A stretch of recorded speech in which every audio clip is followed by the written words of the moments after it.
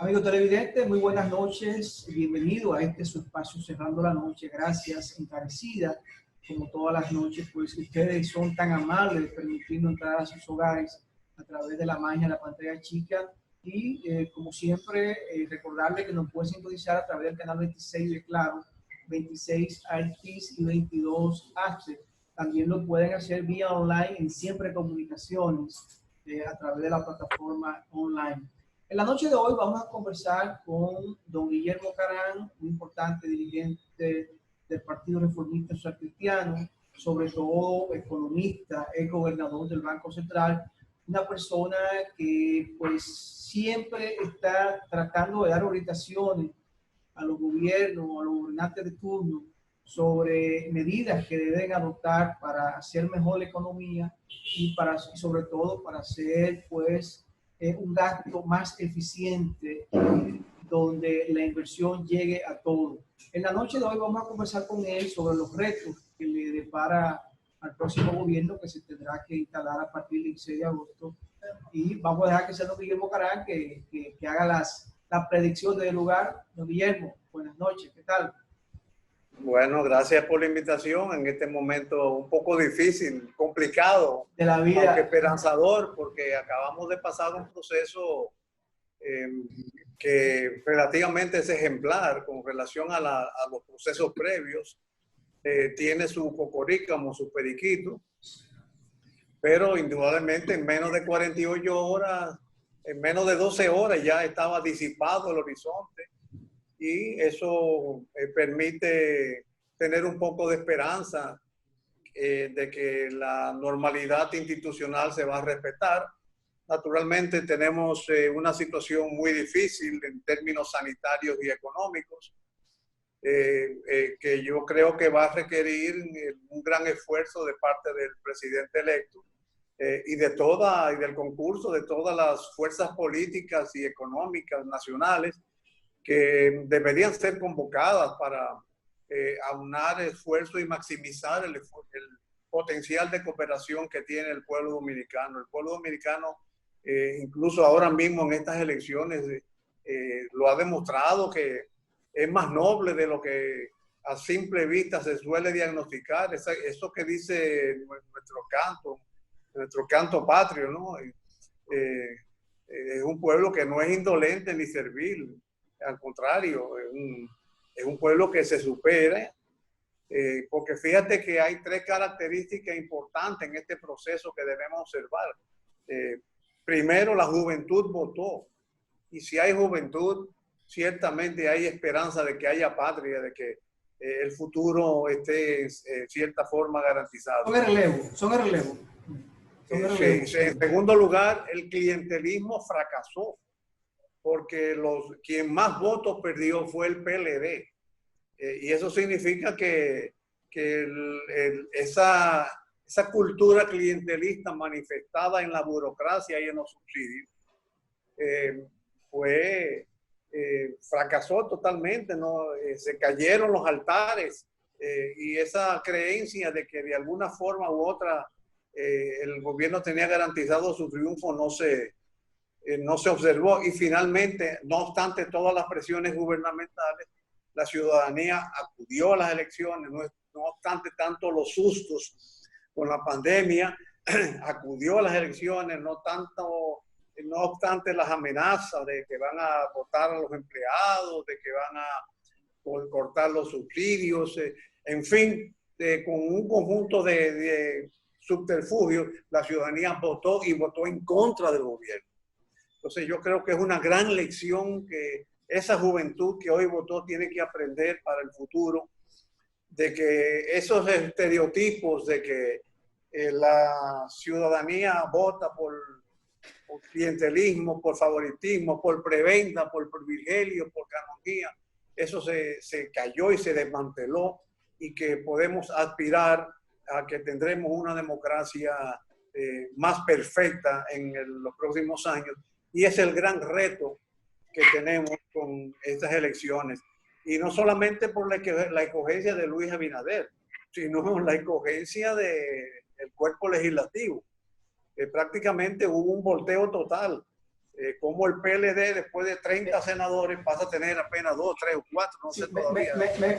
Me gustó algo ahí en esa parte, y déjeme interrumpirlo para darle la buenas noches a Junior, que se integra al set, que ya conecta con nosotros. Líder Junior, buenas noches, hermano.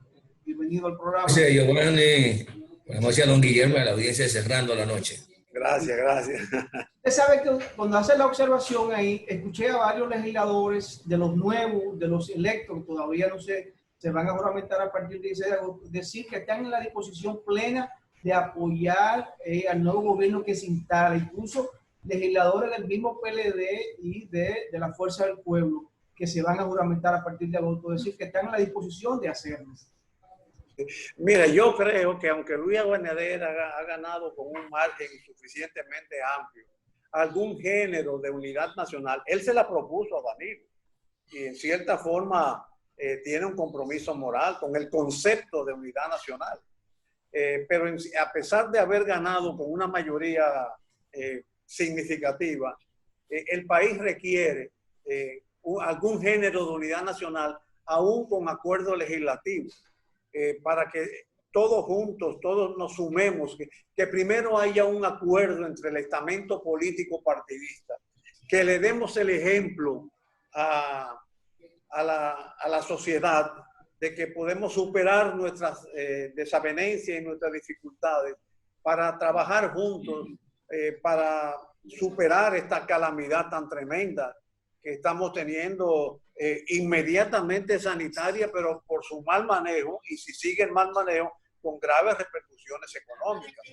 Entonces, aquí tenemos una producción paralizada, desempleo, informalidad, tenemos una indisciplina social muy notoria, tenemos una migración que se ha desnudado ahora en estos barrios, migración interna y externa, y un hacinamiento que impide tomar los correctivos de confinamiento que están propugnando, y por supuesto todos esos gastos gubernamentales con pérdida de ingresos te genera un déficit, pérdida de ingresos por la pandemia y por las extensiones fiscales que ha dado el gobierno.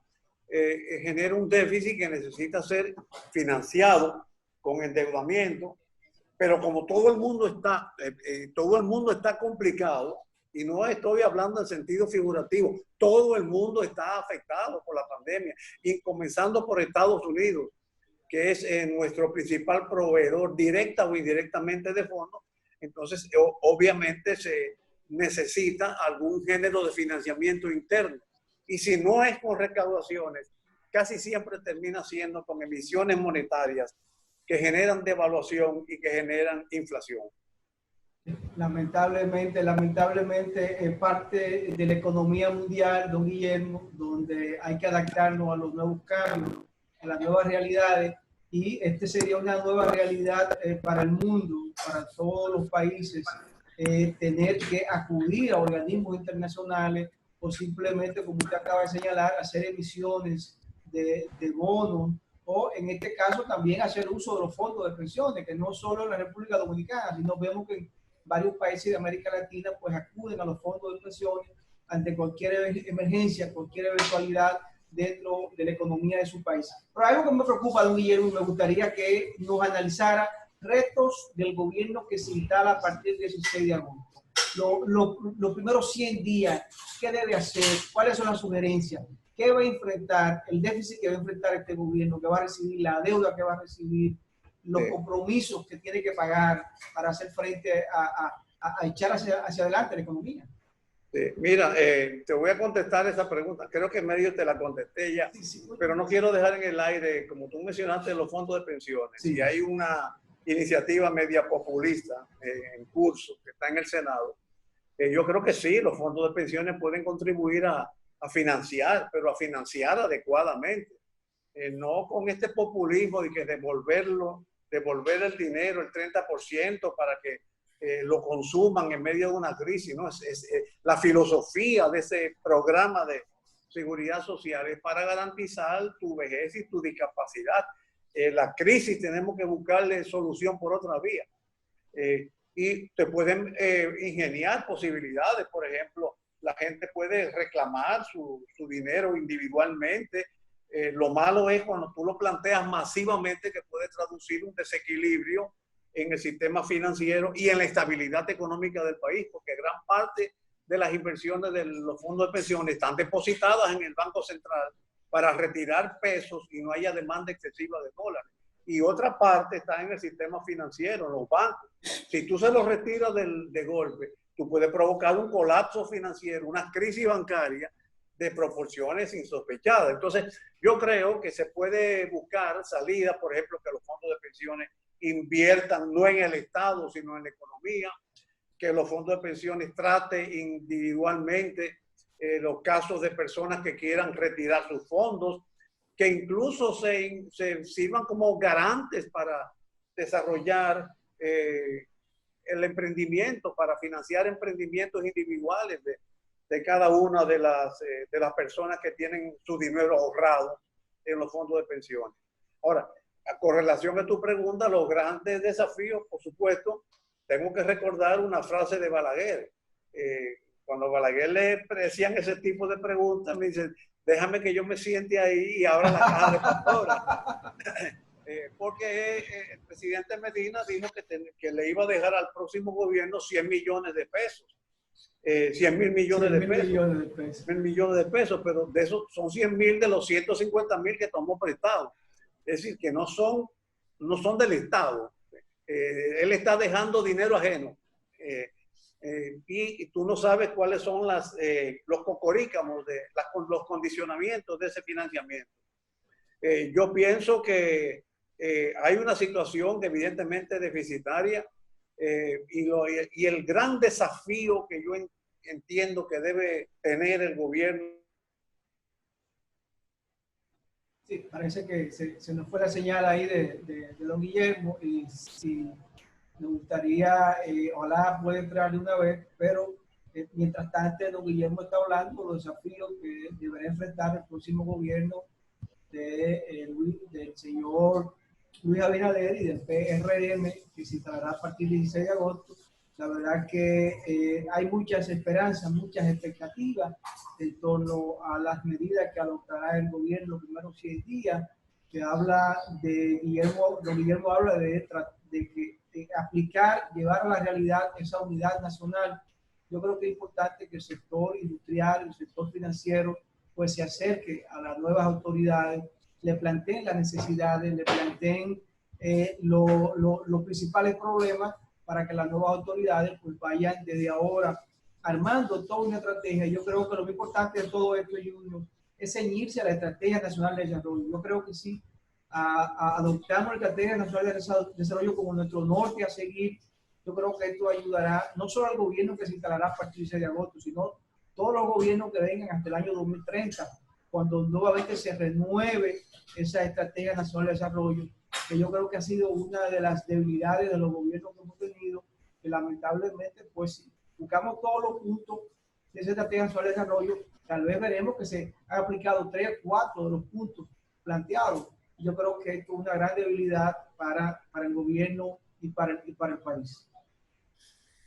Bueno, Iván, lamentablemente no he vuelto a conectar don Guillermo. Ojalá pudiera hacerlo para completar la entrevista y algunas inquietudes que uno pueda plantearle a propósito de los desafíos del nuevo gobierno, en el que percibo de entrada que una discusión tan importante como las reformas que necesita el Estado dominicano, como la reforma que necesita dar el Estado de cara a una redefinición de sus relaciones con el sector privado para garantizar con mucho más eficiencia lo público, lo colectivo.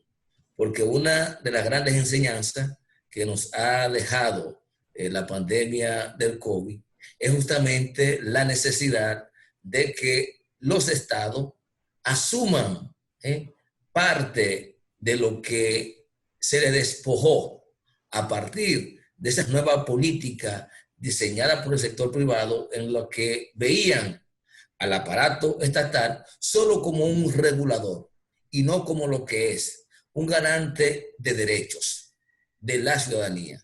Entonces, ese desafío es...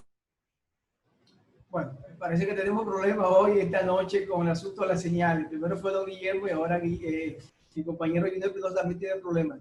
Y uno habla de los desafíos en materia de institucionalidad y en materia de organizar nuestro aparato productivo. Pero en el día de hoy y ayer se ha hablado mucho de la justicia, de qué deberá ser el nuevo gobierno en la composición de la justicia y sobre todo se habla de que cambiar un poco la composición de la Suprema Corte de Justicia y otros elementos que tienen que ver con la justicia. Yo creo que esto es importante, muy interesante, este tipo de temas, porque el país necesita tener una justicia fuerte, sólida, robusta, y esto va a ayudar aún más a lo que es la inversión extranjera y sobre todo a crear esa confianza que necesita el sector empresarial y que necesita la ciudadanía. Yo creo que son muchos los retos que tendrá el nuevo gobierno que se instalará a partir del 16 de agosto, porque son muchas las expectativas que ha creado la población y la población ha entendido que los gobiernos del PLD en materia de justicia, a pesar de que ha habido sus avances, han fracasado. Y yo creo que uno de los retos que tiene el próximo gobierno es encarar la justicia. Pero la noche de hoy estamos hablando de economía y ese es el tema al cual pues nos reviste con el invitado que tenemos, don Guillermo Garán. ¿Puede continuar, don Guillermo, donde se quedó ahorita? Sí, con un apagoncito.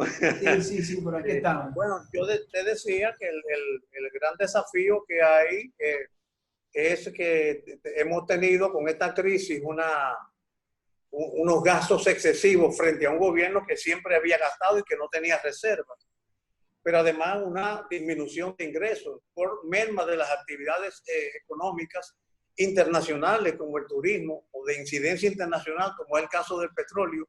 El gobierno con un petróleo a 50 no tiene más ingresos que con un petróleo a 20 como llegó. Pero además la actividad económica nacional fue prohibida. Y encima de ello, la Dirección de Impuestos Internos concedió algunas facilidades, algunas concesiones tributarias, facilidades tributarias, lo cual es correcto.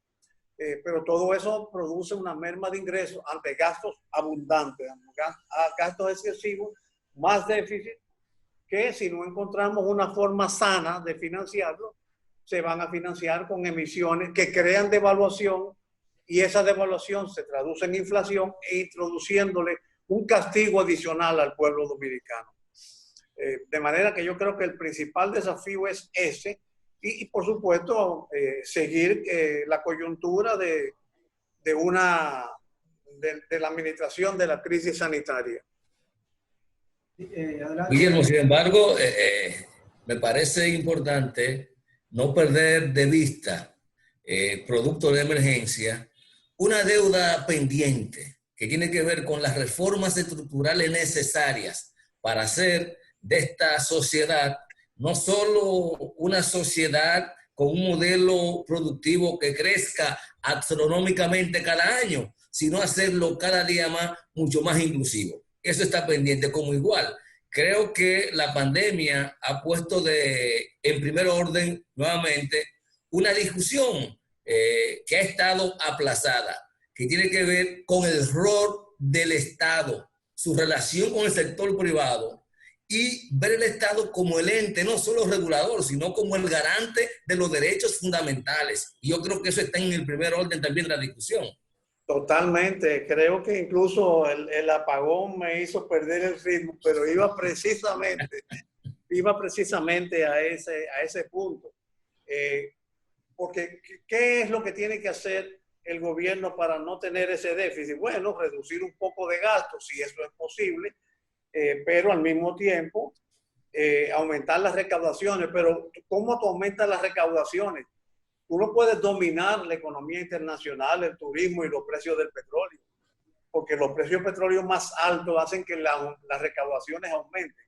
Ese es aunque la economía se perjudique con el aumento del precio del petróleo, el Estado se beneficia, la fiscalidad se beneficia.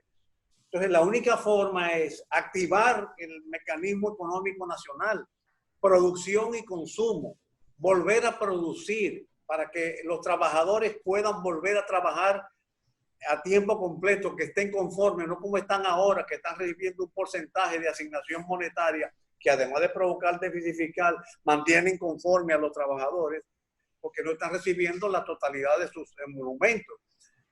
Pero si tú vuelves a producir, vuelves a emplear, los empleados tienen dinero, compran, las empresas venden, pagan impuestos, aumentan las recaudaciones y mitigan, disminuyen un poco el déficit fiscal.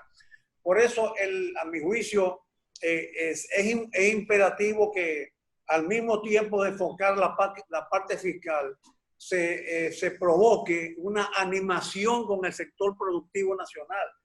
Que el Estado, el gobierno actual parece como que ha sido enemigo de los productores, ha mantenido las prohibiciones.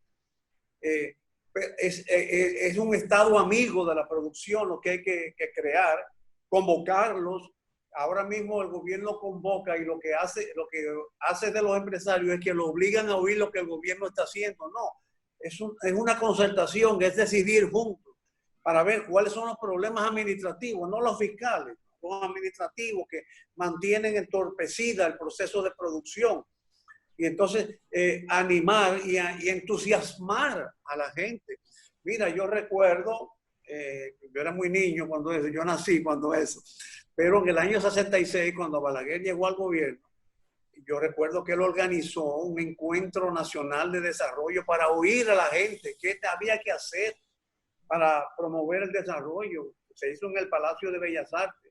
Aún yo estando pequeño me acuerdo que se hizo ahí en el Palacio de Bellas Artes. ¿Y por qué? Porque la gente se entusiasma participando, entonces produce más. Entonces, animando el proceso productivo, levantamos la moral de los productores, levantamos la moral nacional y eliminamos, mitigamos por lo menos los déficits públicos, no lo hacemos tan grande como ahora y tenemos menos riesgo de tener devaluación e inflación. Por eso yo creo que esa parte no legal, por supuesto hay una segunda parte, que es la cacareada reforma tributaria, reforma fiscal, que estaba obligado a hacerle el gobierno de acuerdo con la ley de la Estrategia Nacional de Desarrollo en diciembre del 2012. Pero el gobierno le salió yendo como el diablo a la cruz a la parte de gasto. Nada más quiso discutir impuestos y así no se vale. Entonces, es una actitud que yo creo que nosotros debemos comenzar con una animación social, productiva, un encuentro entre personas, pero eso tiene que estar precedido de un acuerdo político. O sea, primero un acuerdo político, después un acuerdo con la sociedad, con los agentes productivos, y luego vamos a abordar las reformas fiscales y otras reformas que se necesitan para animar el aparato productivo nacional. Es lamentable, Junior, nos quedan 2 minutos con don Guillermo para ver si podemos esos 2 minutos pues sintetizar o resumir algunos consejos. Ya hablamos sobre los desafíos que tiene el próximo gobierno, pero yo me gustaría que tú concluyas ahí en el programa, Guillermo. Giovanni, pero en tan poco tiempo nos queda. Sí, ya nos quedan 2 minutos. A mí me hubiese gustado, y aunque sea rápidamente, una evaluación de lo que acaba de ocurrir el pasado domingo, en el que hoy, martes, observo un conjunto de personas y de fuerzas políticas tratando de convertir un pésimo desempeño electoral en victorias y no evaluar justamente en la dimensión que corresponde el pésimo papel que han jugado a partir de los resultados finales, sobre todo en el ámbito de la computación presidencial, Guillermo. Sí, bueno, yo me decía al principio del programa que este ha sido un proceso ejemplar, que el pueblo dominicano se ha manifestado, venció las amenazas del Estado, las amenazas en términos de te voy a votar, te voy a cortar el subsidio, te voy a eliminar la tarjeta, por un lado. En segundo lugar, la juventud votó, lo cual es un signo muy alentador. que yo creo que debe servir de esperanza para que tendremos patria en el futuro, y la misma concurrencia a votar en contra del gobierno. O sea, a pesar de todo eso, la gente le perdió el miedo, pudo más el deseo de cambio que el temor al virus. Y eso realmente es muy significativo. Y esto no se ha manifestado solo en la Presidencia de la República, sino en el Congreso. Y por supuesto ha quedado evidenciado que todavía quedan algunas lagunitas que resolver en el término electoral, porque bueno, la Junta Central Electoral quedó un poco mejor que antes, pero obviamente se observaron compra de votos y proselitismo en las mesas, alrededor de las mesas electorales, que yo no sé cuándo es que le vamos a enfrentar para que los procesos electorales sean más diáfanos. Lamentablemente será materia eso, don Guillermo, de otro programa que tendremos que hacerlo, debatir con más profundidad ese tema y otros que están pendientes. Gracias, don Guillermo, por haber estado con nosotros. Gracias a ustedes. Señores, conversamos con don Guillermo Caran. Vamos a una pequeña pausa. Luego la pausa continuamos con su programa Cerrando la Noche.